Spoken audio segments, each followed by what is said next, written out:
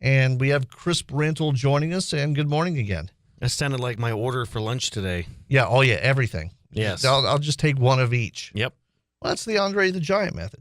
Well, one of each and a case of beer and 4 bottles of wine for lunch. Exactly. What is the rumor on a plane trip that how many beers he drank? I haven't heard 36? 80s? I don't know. I know he was known to put down about 140 a day. 140. Yeah, but I think the record was like 2-something though. Yeah.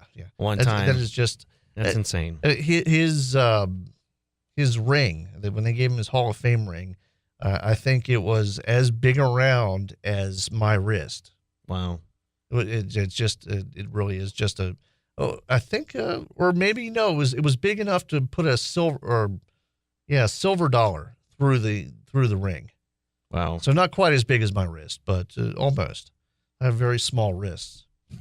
Okay, so I did want to talk about real sports, though. I don't know. Do you watch the 30 for 30s, right? Sometimes. Okay, so have you seen the Christian Laettner one yet? I did. I watched it this past weekend. Okay, so I watched that. I think I watched it on Monday or Tuesday, and I remember Christian Laettner and those Duke teams when I was a teenager. I'm not a huge basketball fan, but I know, I certainly remember those teams. I really didn't know that Christian Laettner was that hated. I know people hate Duke for whatever reason. Success. I mean, that's for those years during the 90s, they had a lot of success. Well, they still do. But, yeah. And I'm not quite sure where the Duke hate comes from, but again, I'm not really a college basketball guy, so I never really knew that Christian Laettner was that hated. And it got me thinking. I mean, who are the people in sports that are today? And this is something. Obviously, it probably changes from year to year because of different people.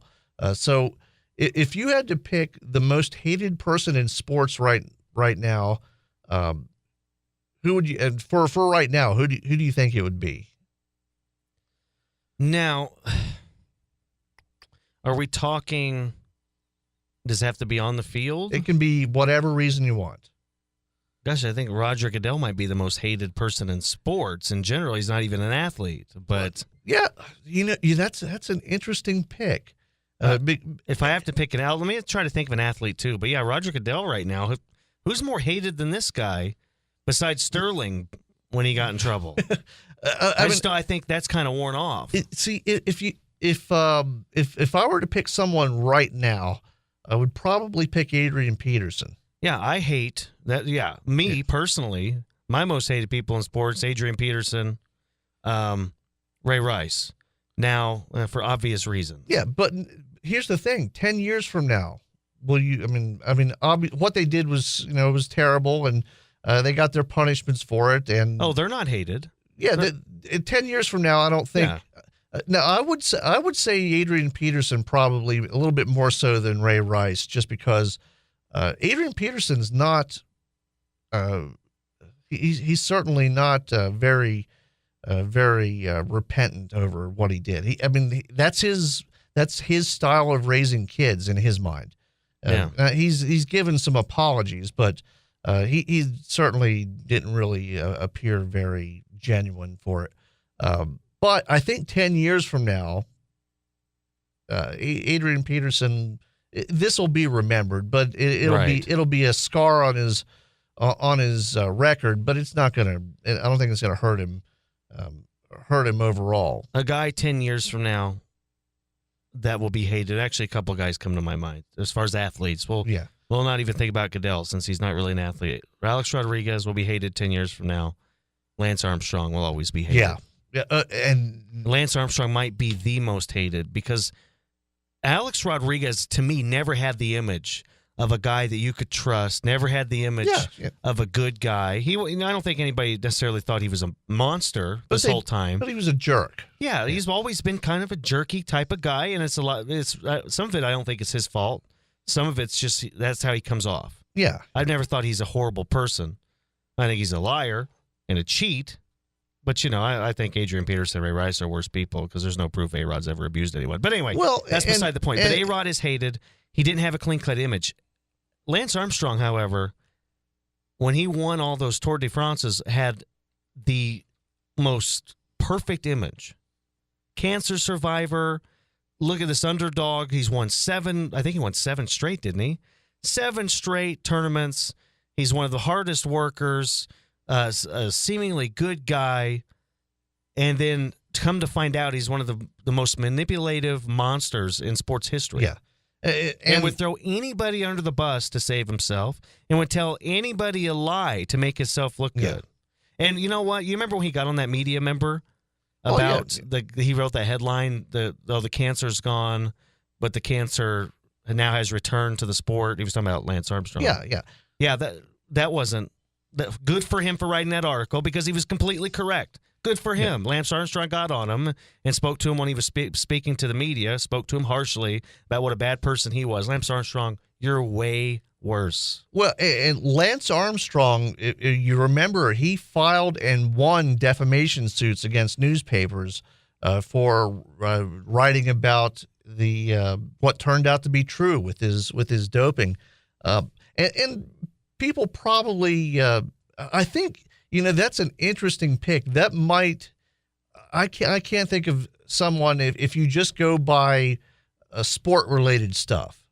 I mean, obviously O.J. Simpson would be up there too, but if you just go by sport-related stuff, we'll just go off that. So you throw O.J. out, you throw Michael Vick out, you throw Ray Rice and Adrian Peterson and guys like that. You throw them out of the discussion. I think you might be right on that one because I don't know anybody that was more defiant in their denial of cheating than Lance Armstrong. And of course, it's a minor sport, so people don't really come. It doesn't really come to their mind. But everybody knows Lance Armstrong. So even if it's a minor sport, once you mention Lance Armstrong, I think I can't think of anyone, any one athlete that deserves it more. Now there are, if you asked who the most hated players were these days, just based on sports stuff, you'd get the usual names, Tom Brady and guys like that. But that's mainly because of they beat your team or something like that, which that's just a fun kind of hate. But Barry Bonds would be a good answer because I feel like Barry Bonds, even if say steroids was out of the picture, he would still be hated because he was before they even knew he was on steroids just because of his he seemingly had a bad attitude. I don't know the guy personally. I have no idea. I'm not going to sit here and say he's a jerk. I don't know. But that was the perception of Bonds. So, he's always – and plus he's one of the best baseball players. In my eyes, I think he is the best baseball player of all time. So, from that standpoint, he could be hated without the steroids. But Lance Armstrong, it's one thing to lie, which plenty of baseball players have done, plenty of athletes have done about steroids. It's a whole other thing to throw people under the bus as well and to make yourself look good in doing so. And that oof.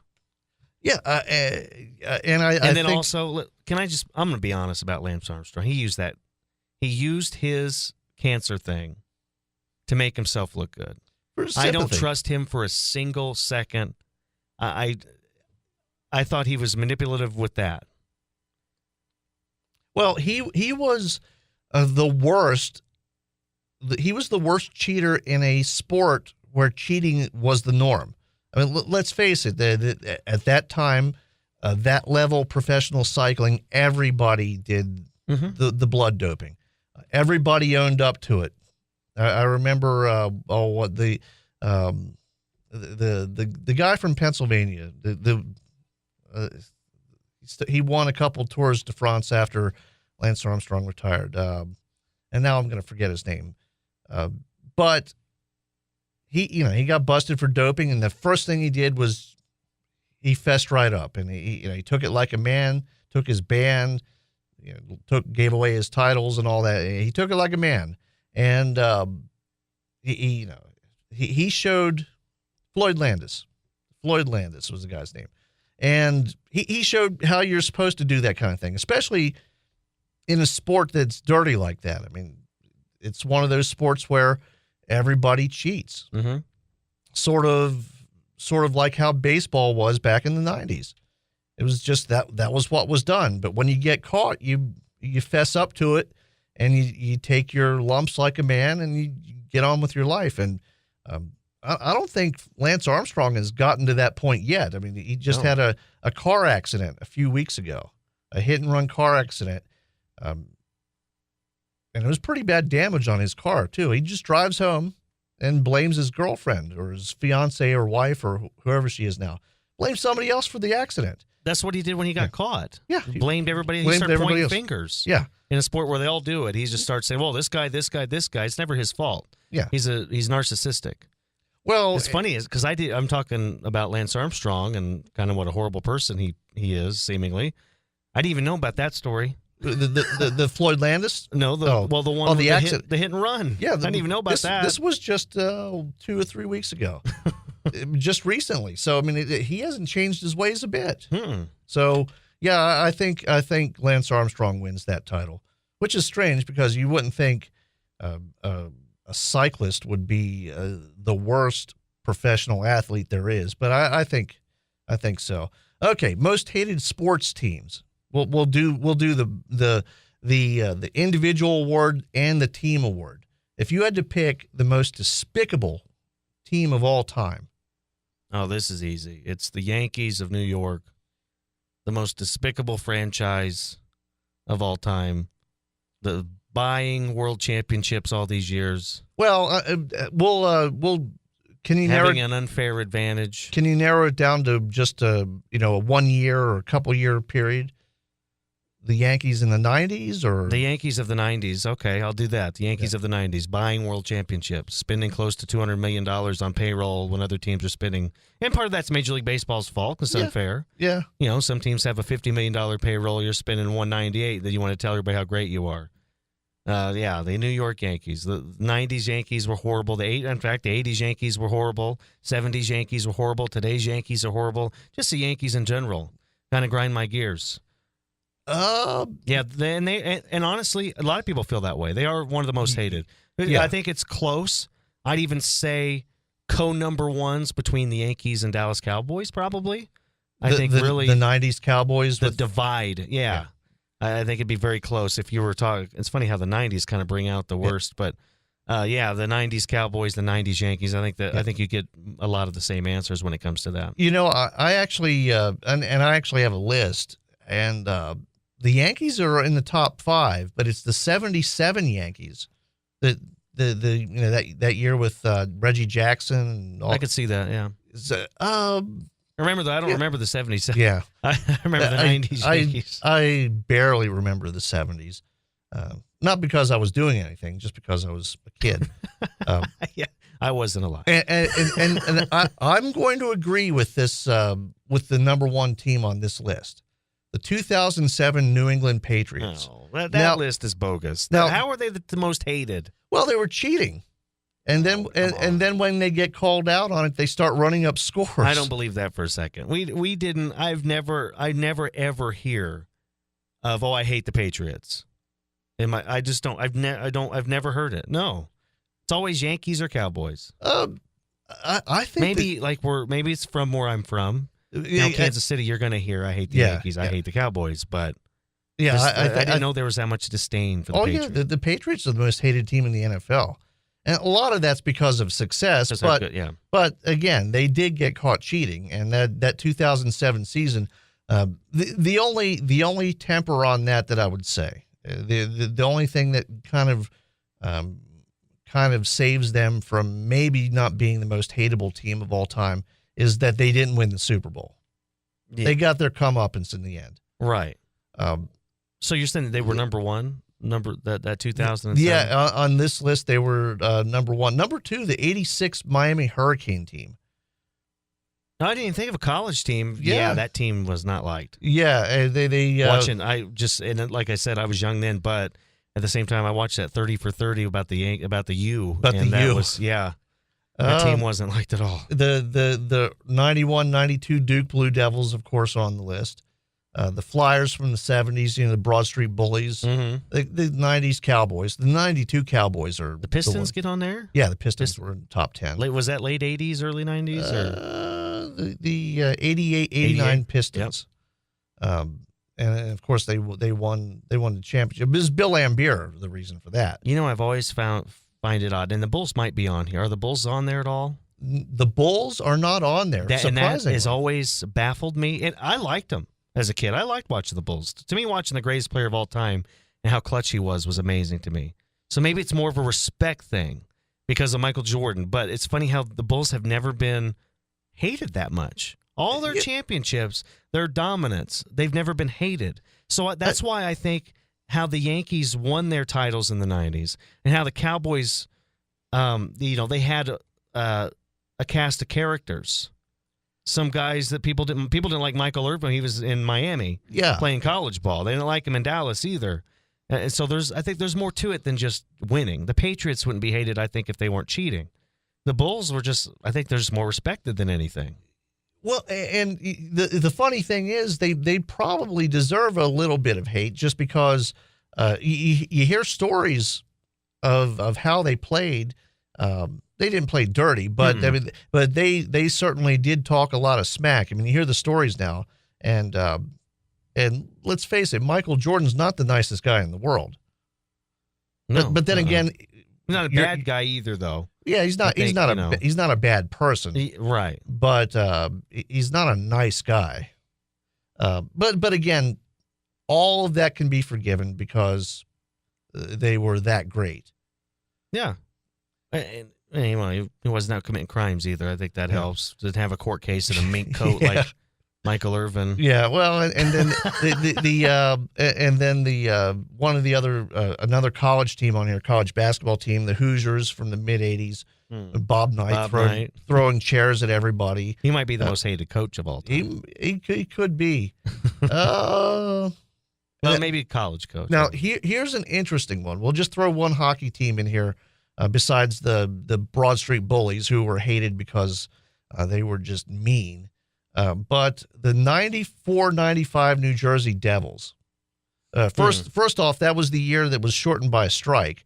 So they only played about 48 game season.